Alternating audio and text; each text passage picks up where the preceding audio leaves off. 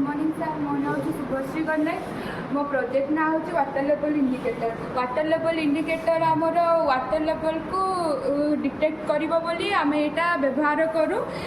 Components use हो चार्टा transistor 3टा LED आउ 3टा resistor आ गोटे बजर आउ 2टा स्विच।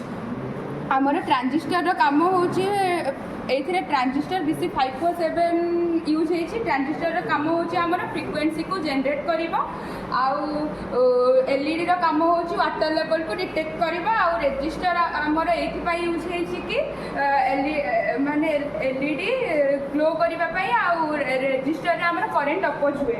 बजरटा आमर लास्ट यूज होची कि वाटर लेवल रे जदी पानी आमर ओवरफ्लो होला ताहाले आमर बजरटा आमर साउंड अलर्ट पाई यूज होची। तो एबे हम यार वर्किंग काम प्रथमे आम स्विच को ऑन करवा तापर आम ए पानी ढालिबा। जितेबाला आमर प्रथम तार को पानी छुँची से आम फास्ट एलईडीटा ग्लो होची से अनुसार आमर एमती सेकेंड तार को छुईला तापर आमर सेकेंड एलईडीटा ग्लो कला।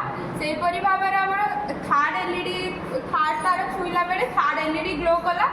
जितेबाला आमर लास्ट वायर को पानी छुईब से आमर बजर माने साउंड अलर्टमेंट हो पानी ओवरफ्लो होगा द्वारा आमर बजरटा साउंड है। तो से आमर water level indicator use. Thank you sir.